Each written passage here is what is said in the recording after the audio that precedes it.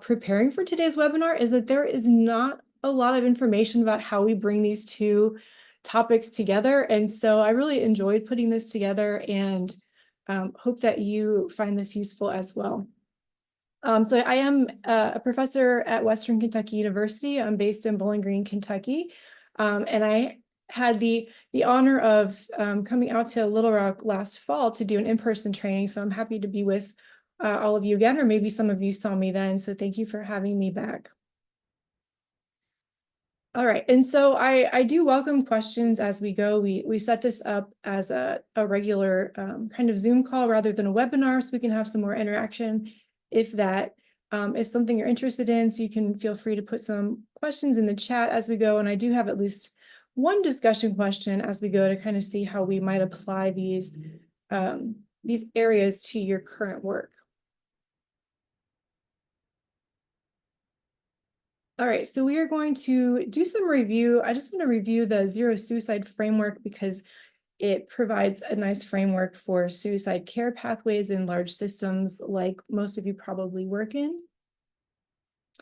I also want to talk about how trauma impacts suicide risk. And then probably for all of you, do a review of trauma-informed care because it sounds like you're probably doing a lot of that work already. And then we'll talk about how we're integrating trauma-informed care into those suicide care pathways. So just as a review of the Zero Suicide Framework, which you might be familiar with, but this is embedded within the National Strategy for Suicide Prevention, which has been out for many years, and a new version of that has just been released. And the Zero Suicide Framework has some foundational beliefs that suicide is preventable, especially for individuals who are under the care of behavioral and other health systems. And so there is some, I would say, debate about the name Zero Suicide. It is recognized as an aspirational challenge. I would say that a lot of people feel comfortable saying that most suicides are preventable, and that if we have patients who are in under our care in some of these systems, that we can put frameworks and policies and procedures in place to make it less and less likely that we will lose patients to suicide. So it provides a really practical framework for systematic, and I would also say systemic, clinical suicide prevention and treatment in these behavioral health and healthcare systems. And if you're not familiar with it and you want to check out their best practices and a lot of toolkits that are available, they do have that website at www.zerosuicide.com. So there's a few different components of the Zero Suicide Framework, and you'll notice it is more of a circular model in that it's never a complete process. It's something that healthcare systems put in place and then are consistently evaluating and working to improve. So it involves leadership. So from an administrative level, implementing system-wide policies and procedures for suicide risk, training all of the staff that are involved. And this is not only mental health care professionals, but really anyone who may be interacting with patients, because there can be a lot of different trainings at different levels for paraprofessionals or even individuals in other capacities that still might interact with patients on a regular basis.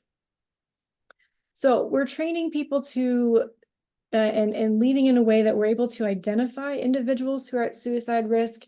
A lot of times this will involve screening and then further assessment if that's indicated, engaging the patient after they've been identified as having some suicide risk, and then treating that risk. And so I'll talk a little bit as we go through about some suicide-specific treatments that are recommended within this framework and just more broadly in terms of working with folks who have some suicide risk.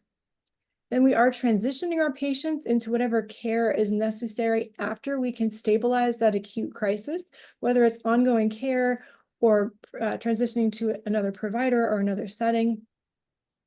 Getting feedback as we go so that we can also continually improve that process. So again, we have a circular model here of these major components. So this is an example, and I think a really nice visual from the Vermont Suicide Prevention Center, which has adopted the Zero Suicide Framework. And this shows how they follow that pathway of lead, train, and implement, which are kind of the three overarching components.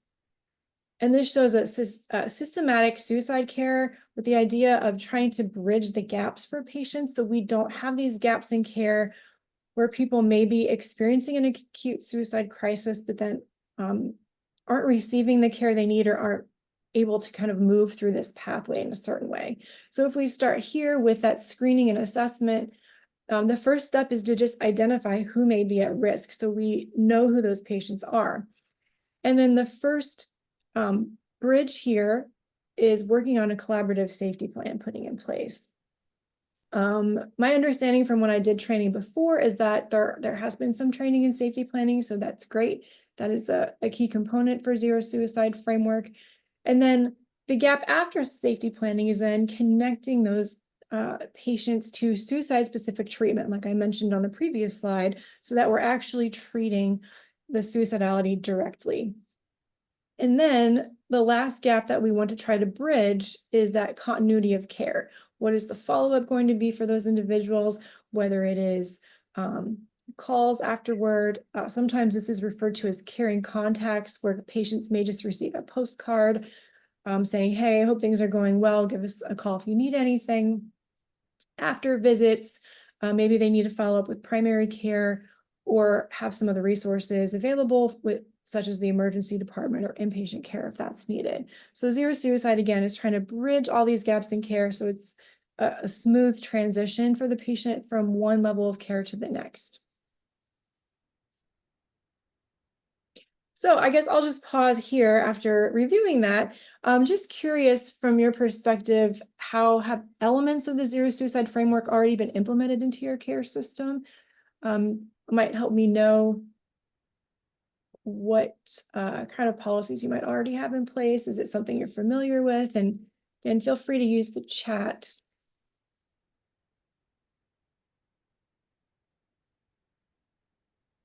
Let me see if I can see this. Any thoughts on the Zero Suicide Framework? Okay, so yeah, it may not be familiar.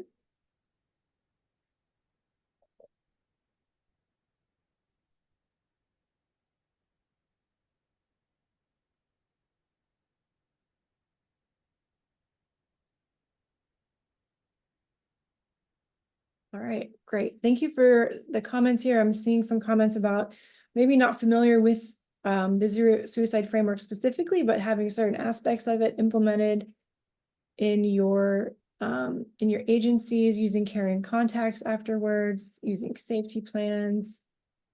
Okay. And some other people may have done some training on that. Yeah, so I could probably do a whole other webinar just on the Zero Suicide Framework and talking about screening and assessment and treatment. And so maybe that will be another webinar, but I did want to just provide that as an overview in terms of how we would then integrate trauma-informed care into those elements of the suicide or Zero Suicide Framework. And so hopefully that will still provide a bit of context for you as we continue.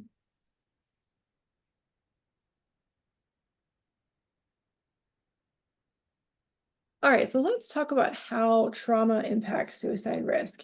And again, my understanding is you probably have some awareness of trauma and are working with patients who have some trauma-related experiences. But just as a brief definition, that trauma is resulting from an event or a series of event or circumstances that's experienced by the individual as physically or emotionally harmful or life-threatening, and it tends to have lasting adverse effects.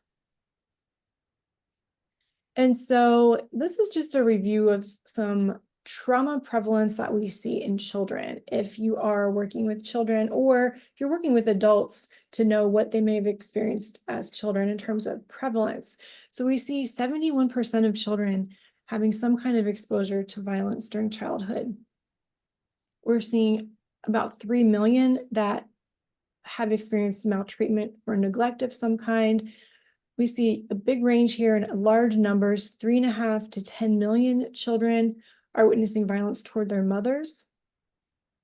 We see, unfortunately, high rates. 16 to 25% of children are experiencing sexual abuse before adulthood.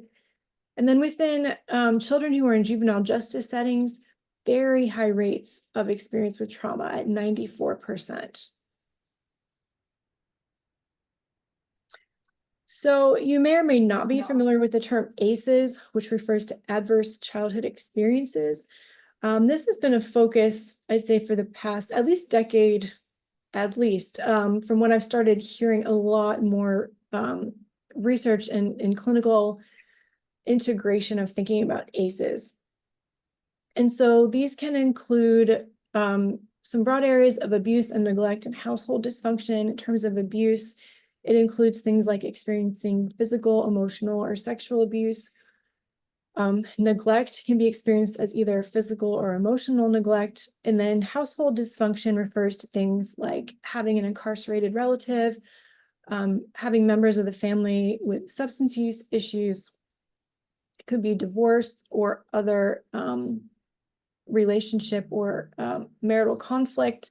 The experience of mental disorders or psychiatric issues within the family. And then also it includes being domestic violence type incidents, especially witnessing the mother being treated violently. And so the impacts of ACEs or adverse childhood experiences have been studied in a lot of different ways, and we see that it affects individuals both as children and later on as adults in a number of ways. And so one of these we see can actually be injury, where individuals may have experienced a traumatic brain injury, fractures, or burns. From the mental health standpoint, we see some mental health struggles in childhood and then also later on in adulthood, like depression, anxiety, suicide, which we'll talk about in much more detail, also PTSD.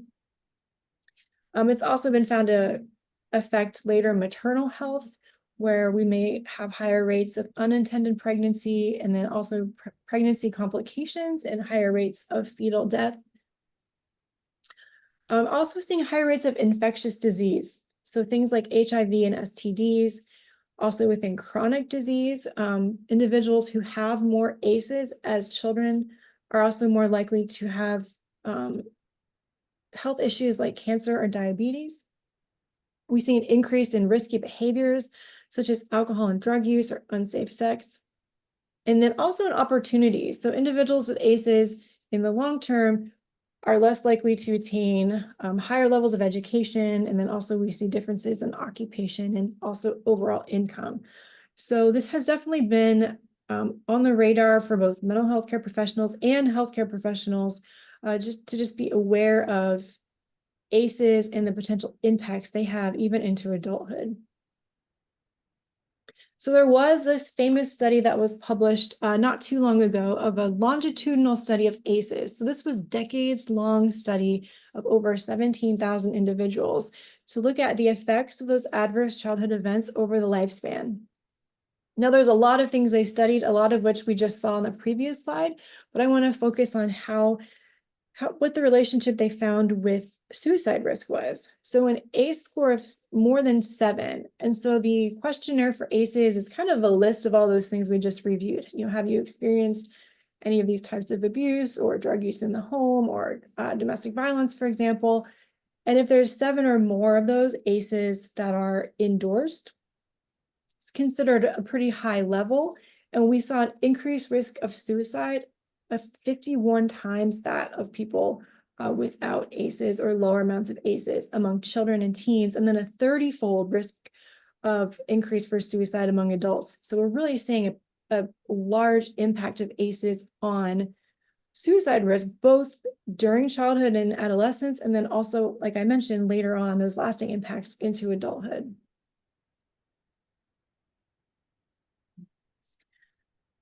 All right, so if we think about trauma-informed care and a framework that is used for trauma-informed care, which again may be familiar to some of you, this framework addresses those impacts of trauma within the healthcare system by promoting overall healing and resilience for patients. It strives to address both physical and psychological safety of patients. And I think a real key point is that it actively tries to resist re-traumatizing patients and then creating those pathways for resilience. There are a lot of aspects of healthcare and even mental health care that could be potentially triggering or as triggers for previous traumatic events. We want to really work hard to not re-traumatize our patients. And the trauma-informed care is also enhancing patient engagement and then also health outcomes. So in terms of practicing trauma-informed care in a healthcare setting, I think this is great training both for mental health professionals, but also for healthcare professionals.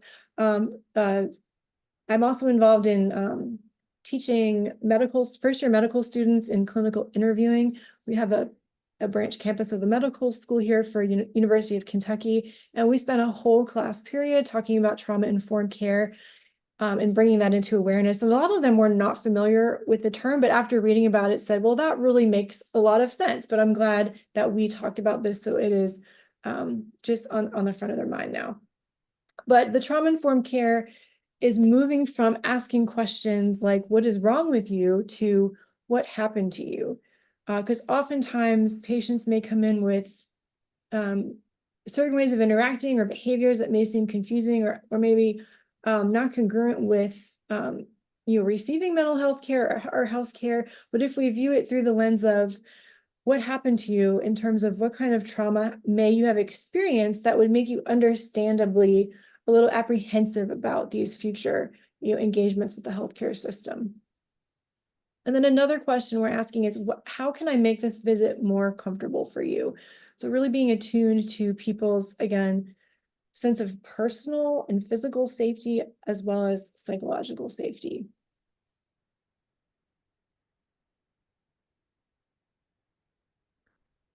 So in looking at this framework for a trauma-informed system, there are some key components that are recommended. First is to realize, just being aware of the high prevalence of trauma and the widespread impact. So again, being aware of ACEs, being aware of those potential long-term effects and how it might show up in our patients who have trauma experience.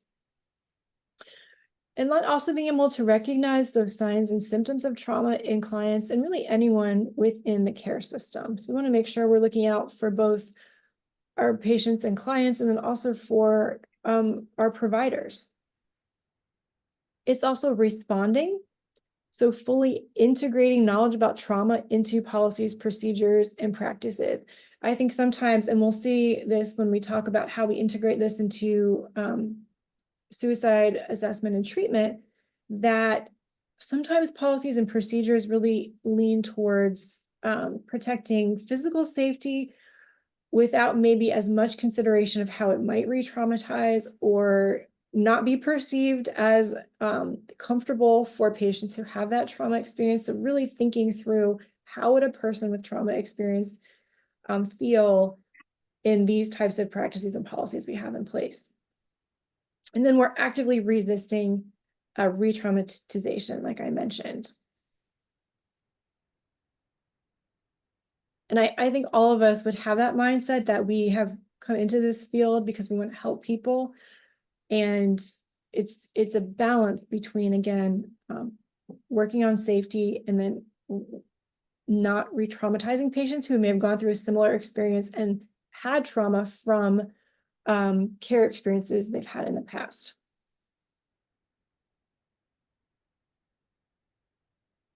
All right, so I'm going to now move towards how we integrate this in terms of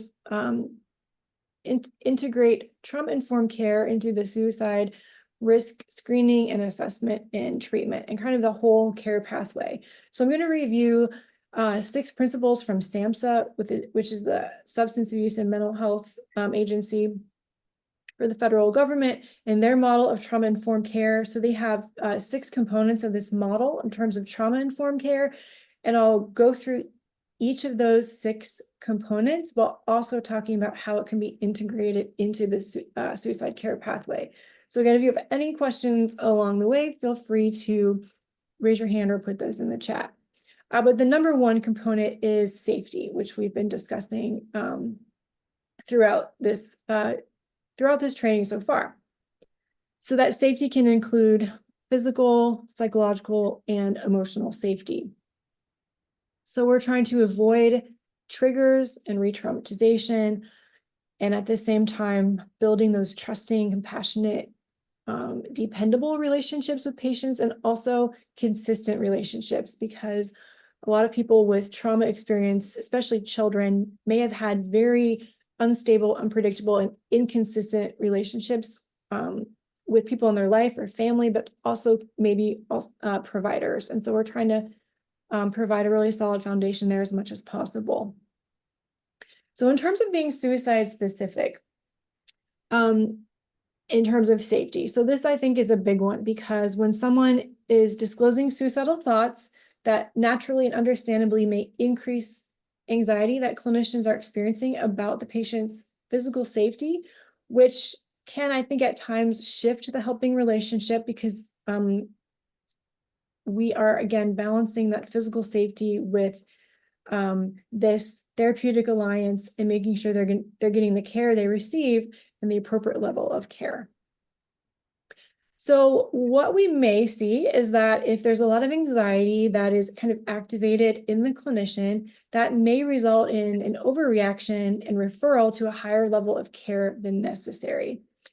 Again, it's very normal for clinicians to experience anxiety when working with someone who has suicidal thoughts. It is, a number 1 fear of clinicians when you survey them, that they worry about losing a client to suicide, and they also worry about legal action that may be taken against them. So all of that is normal, and we're all in full awareness of that. So we know we may have this anxiety. But because of that, there may be, like I said, some overreactions or just immediate referrals to higher level of care before more assessment is even completed. And so clinician responses and these interventions may actually be re-traumatizing. So things like dismissing suicidal thoughts, overreacting to that disclosure, having immediate transport to the ER, calling 911, moving towards hospitalization right away. Again, some of these may be necessary, but I think there are some better ways to do this so it is not just automatically triggering and re-traumatizing. Some of our clients may have been through traumatic experiences in the past where 911 may have been called. They may have had encounters with law enforcement. They may have been separated from family members while being taken to the ER. So there could be a lot of components here that feels very scary. And so we're working to try to, again, minimize re-triggering as much as possible. And so ways we can do this instead are referring to a clinician who is competent in suicide risk assessment. So someone who is really well trained in doing suicide risk assessment after someone may have been identified through a screening or they've just disclosed suicidal thoughts. Ideally, if it can be someone they already know, that helps with that feeling of safety and not just being referred to another provider, but obviously that is not always possible. But if we can keep that consistency, that's great. Rather than responding with a lot of overreaction or overt anxiety, clinicians can really try to respond calmly and empathetically to those suicide disclosures. I always say when I do trainings, you may be panicking on the inside, but try to be calm and cool and collected on the outside and really sit with them and those thoughts and try to understand them and see where they're coming from. And then another recommendation, and again, some of these are from how the Zero Suicide framework fits into trauma-informed care. And so both of those frameworks emphasize using the interventions that are in the least restrictive setting. So in the Zero Suicide framework, there is a large movement towards really doing some thorough risk assessment before deciding what level of care is needed, rather than hearing someone has suicidal thoughts and without doing more thorough assessment, again, immediately referring to the ER, for example. And so trauma-informed care also recommends least restrictive settings. So these two come together really nicely in that we're trying to take our time, understand the suicide risk, and then make appropriate referrals and recommendations for interventions. All right, so if we continue on this topic of safety, there are some healthcare systems, as I mentioned before, that may have policies for more restrictive care environments, which is sometimes motivated by that anxiety regarding liability. And so I think I mentioned this before. Yeah, sometimes those policies in place, you may work in a setting where the policy is, if someone says they have suicidal thoughts, then you immediately refer to this place. And I understand that if that's the situation you're in. The zero suicide framework would probably recommend moving a little away from that and more towards doing that more thorough risk assessment and then deciding what type of care is needed, and ideally going with least restrictive care. And care systems maybe can be reassured that those liability concerns are really eased by implementing evidence-based practice for assessing and treating suicide risk, and then documenting that decision-making process. So if hospitalization is indicated, which we know at times it is, when that acute risk cannot be managed in that current setting, then we're still emphasizing safety. So if you do have a patient who needs to be transported maybe to the ER or to a different hospital setting, or they're just moving towards a higher level of care, there are some things we can do to make this more trauma-informed. So allowing family members to accompany the client, also caregivers to stay with their child, because having a support person can make a big difference and help ease a lot of fear by having someone with them who will provide comfort and maybe also be an advocate. Overall, it's recommended to avoid strapping clients to gurneys or in other ways, really limiting their movement. I would say unless this is absolutely necessary, but we have heard from so many patients who are just traumatized, and it is a terrible experience when they're having a mental health crisis and then they get strapped to a gurney and put in the back of an ambulance. Similarly, we hear individuals where it may be the policy, depending on where you are, to call 911, and then law enforcement show up and the person is transported in the back of a police vehicle. So there's all of these experiences that would be, it'd be so much better for the patient to be able to avoid.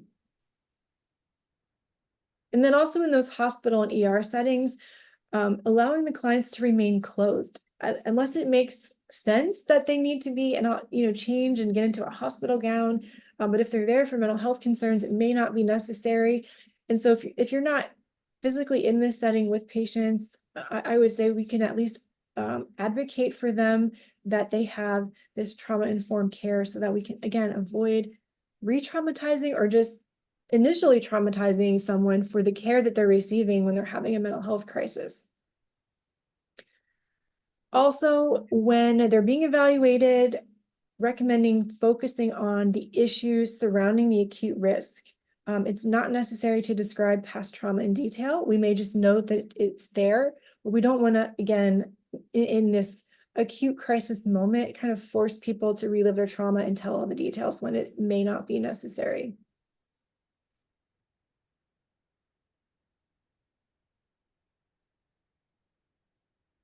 All right, so moving on to the second point here on trustworthiness and transparency. So we've talked a lot about safety, but moving towards how we can be transparent with clients, so that helps build up trust in that relationship.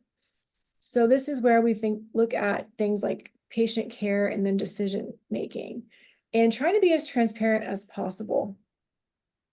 This includes being really thorough with informed consent, so clients understand our limitations, are limitations on confidentiality and when certain things need to be disclosed, particularly around suicide risk and risk of harm to the self. And so in doing this, I think it is really important to use clear and unambiguous communication. So if you can think back to, I'm thinking of examples, with my own medical care where I've maybe needed a procedure of some sort and they don't really give a lot of details about exactly what will happen or what recovery will look like. And then it is a big surprise. And that's not a great surprise to have. So in terms of suicide, I know it can be hard to directly ask people if they're suicidal or if they're thinking about killing themselves. But we know that that clear language is really helpful. So it's not ambiguous, it's not vague, and we're not, using these like vague terms like, well, if you were to say you're suicidal, then we'd have to do something, right? Like, well, let's just say what that something is. Like, let's be really clear on what the limitations are. If you're having suicidal thoughts, we will definitely talk more about that. And I'll ask you a lot of questions to see where you are right now and then see what type of treatment is best. But if it seems like you're at imminent risk of harming yourself and we can't really work through safety planning together, then it may be necessary to refer you to the hospital. Very clear, right? We need to be very clear. And then the patient is also informed of that. And then, potentially, we'll collaborate on that risk assessment, we'll collaborate on safety planning, and then we'll see where we are and what decisions need to be made based on that data and then our clinical judgment. And then also within this framework of trustworthiness and transparency is using respectful and also non-stigmatizing language about suicide and trauma. So I think this is probably easy to do when we're talking with our clients. We've been trained to talk about things in matter-of-fact ways, but being respectful, using person-first language, for example. I think maybe where this is more of a challenge, or where I've seen it happen more, is when clinicians may be talking to each other or talking to some other providers. And I think sometimes clients overhear that, or they may have access to their notes later and see things that may have been written in their notes that are not as respectful or maybe a little stigmatizing in their session notes. But I can think of examples where, a clinician may be talking to another clinician, even if there are no patients around, and saying things like, yeah, I've got another, borderline patient with suicide risk, or I've got another frequent flyer here that needs to go back to the hospital. And I know I've heard these comments before, and it may seem like it doesn't affect people, but again, if patients are overhearing that could be really harmful to them and really hurt their feelings. And then the other thing I don't think we think about enough is that we have clinicians and providers who have their own lived experience with suicide, and hearing that can be really really hard also and affect someone. And so I would just say be respectful all around when we're talking about these issues. No one asks for trauma, no one asks to have suicide risk, and if they're coming back again and again for these issues, then maybe the treatment is failing the patient and we need to adjust things and try some other issues so that it is more effective for them. Also being clear with clients about consequences. This goes along with informed consent in terms of the next steps if suicidality is disclosed and what will happen. So you may know what happens within your own care pathways and can communicate that. One example is for children, so they should be informed that disclosing suicidality at school will likely result in their parents being notified, for example, just so they're very clear about what will happen.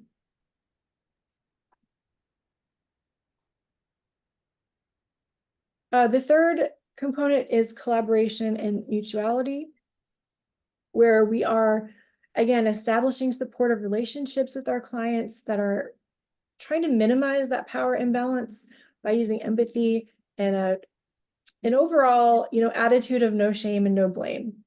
We can see power imbalances appear very quickly when we're dealing with issues surrounding suicide, where it can feel like the clinician's role is to assess and decide if someone is suicidal and then decide what happens next, and dictate to them what they should and should not do. And we're really going for a collaborative approach, understanding that person's experience from their own eyes, from their perspective. Again, offering our empathy, things like, wow, you have a lot going on and this is really hard, and I can understand why those suicidal thoughts may show up for you as a way to cope with all of this. So we're not shaming, we're not blaming, but we are offering, some other alternatives to coping. When we're working with children or teens, this collaboration also extends to parents, so they're in part of this process. We really try to emphasize when we're collaborating with parents that our goal is to keep their child safe and to save their life. Sometimes parents get pulled in some different directions, or they may be really hesitant about securing firearms, for example, and feel like there's this power struggle going on, but we're really emphasizing that the whole purpose of all of this is actually to keep their child safe and to save their child's life. And just redirecting to that over and over can be helpful. We want to involve patients in decisions about their goals and their care as much as possible. Invite questions from them. And then also using strength-based approaches. I think this isn't used enough. So what has worked for you in the past? I actually just read, I don't even remember where I read this, but it was either this morning or yesterday, reading an excerpt from someone who had lived experience with suicide and was struggling again, and talking to a clinician, and the clinician said, well, what would you be doing if you weren't thinking about suicide? And that really took them back and said, well, I'd probably be like writing and doing my art and working on music. And it really helped kind of shift a perspective there. So really thinking, what are the strengths? What supports do they have? What other coping approaches might they have? Identifying those resources and supports.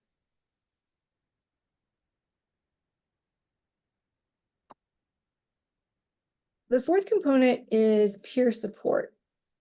So integrating peer support when we can. So this could be individuals who share similar life experiences and then are able to provide support.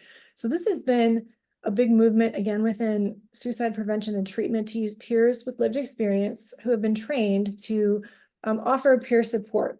So there are programs like Peers for Valued Living, which is known as Prevail. Also, we haven't talked much about suicide loss survivors, but individuals who have lost a loved one to suicide are also going through their own form of grief and trauma, and there are peer support groups for suicide loss survivors that can be very helpful.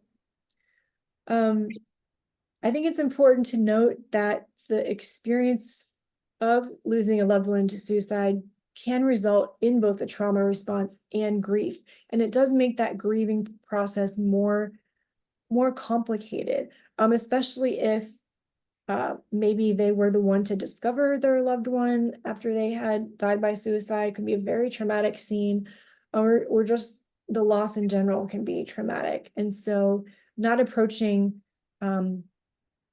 counseling that grief in a normal way without really acknowledging the trauma that suicide may have caused.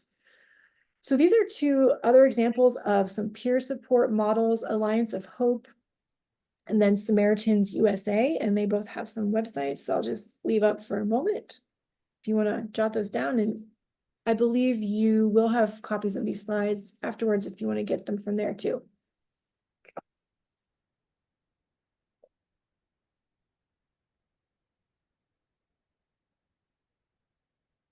All right, let me see.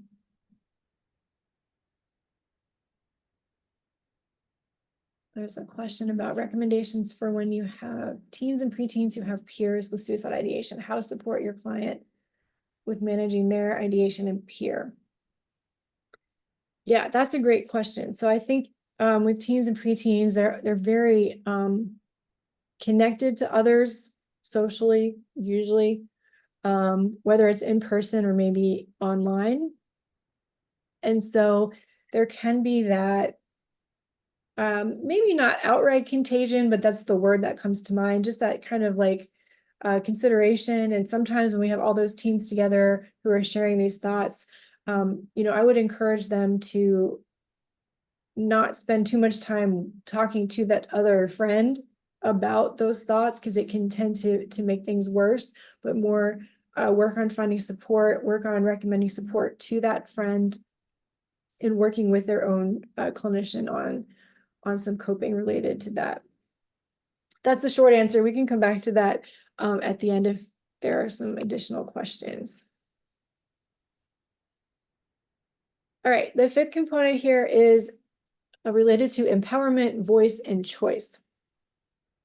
So how might this apply to suicide risk assessment and treatment? This is related to transparency, keeping patients informed about all aspects of their care. I strongly recommend to not have surprises in this care pathway for individuals who are having suicide risk, and using a lot of transparency and keeping them informed. Providing options whenever possible. Again, people don't like to feel like they're backed into a corner, or that someone else is just making all these decisions without input from them. And we can consult with patients. We're collaborating on safety plans, for example, to make this more suicide specific approach, avoiding coercive or really directive approaches. Again, we want this to be a collaborative experience, so the client feels that they're involved. So this is things like using collaborative safety planning rather than a no suicide contract. Again, I could probably do a whole other webinar on collaborative safety planning and why no suicide contracts do not work and are not recommended. But collaborative safety planning is a much better way to go when we're really focusing on what they should do when they're in crisis, ways to cope, ways to keep the environment safe, rather than just signing something saying, I promise not to kill myself. Incorporating empowering approaches like community-based participatory approach. This can involve soliciting client feedback about their experience with care, providing clients with psychoeducation on things like trauma and suicide and their co-occurrence. And then also within the care system, helping clinicians feel empowered by making sure they have training in suicide risk assessment and treatment that allows them to make good treatment decisions and that they feel good about, and then feels like they are making decisions that are good for their clients and that their clients are comfortable with. And then lastly, the recognition of cultural, historical, and gender issues. So just acknowledging and being aware of how cultural and social factors are impacting an individual's response to trauma. Also being sensitive to generational trauma that people may have experienced and how they may have really valid apprehension about healthcare and mental health care. They may be from families where not many generations ago, children were removed from the homes, as in within American Indian families, and placed in boarding homes. It really isn't, we are not that far removed from those experiences. Could be other generational trauma from if you work with immigrant or refugee families, and they may be kind of scared about interacting with healthcare and mental health care because they're not sure, especially what may happen with their children or themselves in their own status if they seek out care. So we can use interventions that respect diverse cultural backgrounds, interventions that are sensitive to some of those differences, listen to and validate a wide range of emotions of our clients, asking about preferred language, and then identifying if interpreters are available, respecting preferred names and pronouns for individuals who may be transgender or non-binary or otherwise gender diverse. Feeling respected in that way actually has been shown to reduce suicide risk if there's an affirming space and individuals who are respecting preferred names and pronouns. And then being aware of the role of discrimination in trauma and suicide. And we know, because we know from research that individuals with minoritized identities are at increased risk of trauma. We see higher rates, and then also higher rates of suicide risk within many minoritized identities. So many of the suggestions for the 1 through 6 that I just reviewed are from SAMHSA and then also from this article. So I mentioned that this seems like a really important topic, integrating trauma-informed care into suicide prevention and treatment. And honestly, there are not a lot of resources available. And this article published last year was a wonderful resource and really summarized how to do this with some examples of like bad experiences clients had and then good experiences they had when there was a little more trauma-informed care put into it. So I recommend that as a reference as well. All right, some key takeaways, which I'll summarize, and then we'll have some time for questions, are consider screening for ACEs and recent and current trauma as part of the assessment and intake so that you may be aware as a provider or a clinician if someone has trauma history. Within the system of care, providing training for clinicians on trauma-specific treatment. So things like trauma-focused CBT or the Seeking Safety protocol. And this is from that article I mentioned before, where they discuss how trauma-informed interventions include things like identifying distress triggers, using praise and encouragement to promote self-efficacy and empowerment, facilitating calm and nurturing environments, and really put an emphasis on relationship building. And then beyond that, also using collaborative approaches to screening, safety planning, and suicide-specific treatment. So 2 types of treatment are collaborative assessment and management of suicidality, which is known as CAMS. There's also attachment-based family therapy for use with adolescents and their families. There are also safety planning trainings. You may be familiar with the Stanley Brown safety planning intervention. That's the 1-page safety planning. So all of those are great to use as well. Other takeaways: provide training. So training staff in both trauma-informed care and best practices for suicide screening, assessment, and treatment. Making sure that we're supporting people as much as possible and incorporating peer support as appropriate. Incorporating lived experience in meaningful ways. So we can ask patients about their experience with care. What was helpful? What could be better for those with trauma experience? What would have been more comfortable? And then also remembering that for some patients, if they've had suicide risk before, it could actually be their previous experience with care during a suicide crisis that was the traumatic event for them. And so again, we are really aiming to not repeat that, because those experiences really limit future disclosure from individuals about suicide thoughts, because they don't want to, be rushed to the emergency room right away or go through a traumatic experience like they did before. And they just may not tell anybody. And so we want to increase the likelihood that they will seek out that support. So we can be transparent, be collaborative, and seek those least restrictive treatment options. Okay, I think that was my last slide. So I will pause here. Let me see if there's other questions in the chat. Oh, not yet. But if you have questions or other comments, I'd be happy to discuss those in the last few minutes.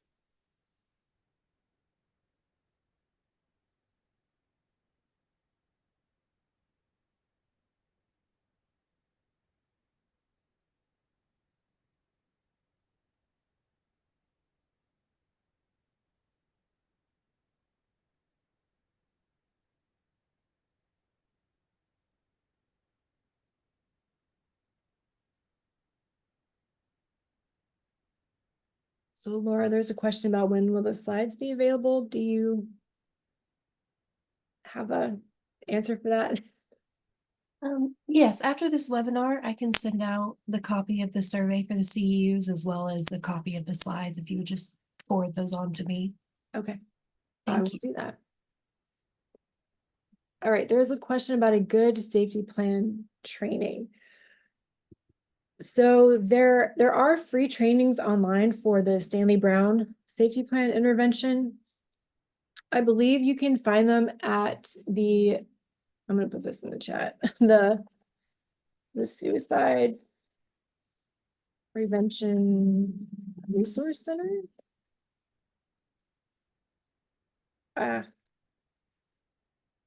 Which is known as SPRC. Well, if I can type that out, SPRC.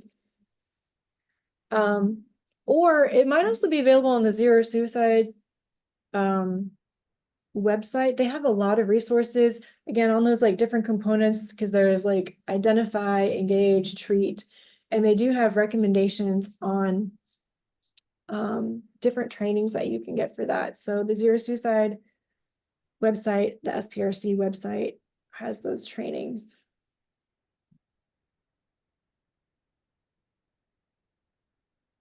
Yes, so back to the question about teens and preteens who have peers with suicide ideation and how to support them.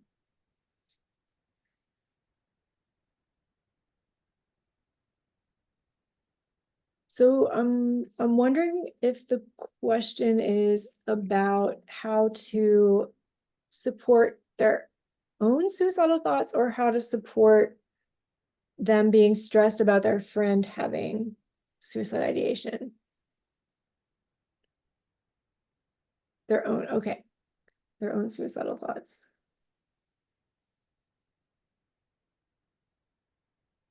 Related to peer support. Yeah. So what I was mentioning before is that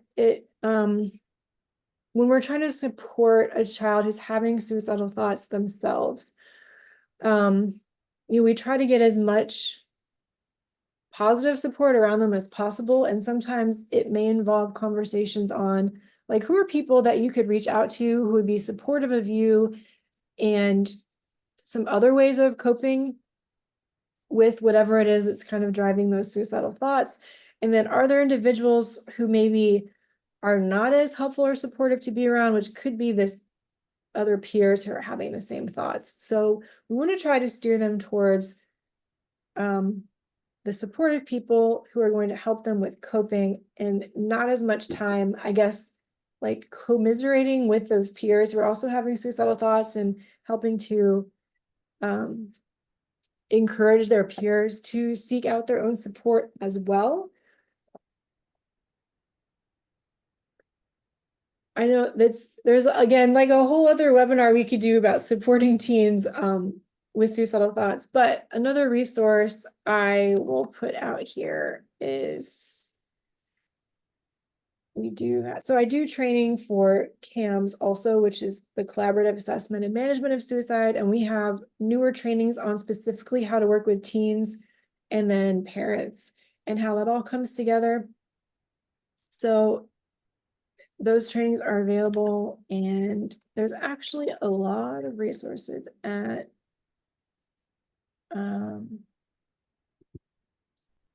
and again, I can't pull up a website while I'm sharing my screen, but it is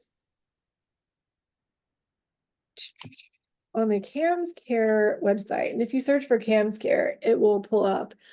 There are actually a number of recorded webinars on various topics, and then there's some other trainings available for working with teens and parents if you're interested in that too.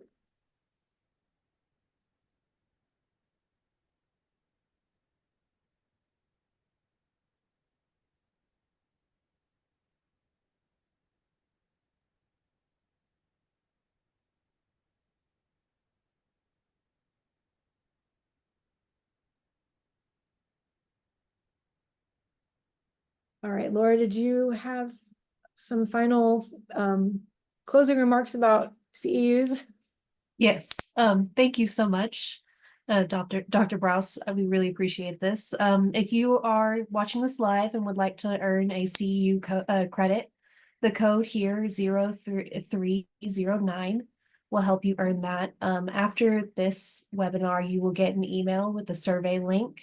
If you go and complete the survey and be sure to input that code within it, you will get emailed a CEU. It may take a while for those to get emailed. It's an automatic process, so just be patient with us. And thank you for joining us today. And please be sure to watch out for more webinars from us.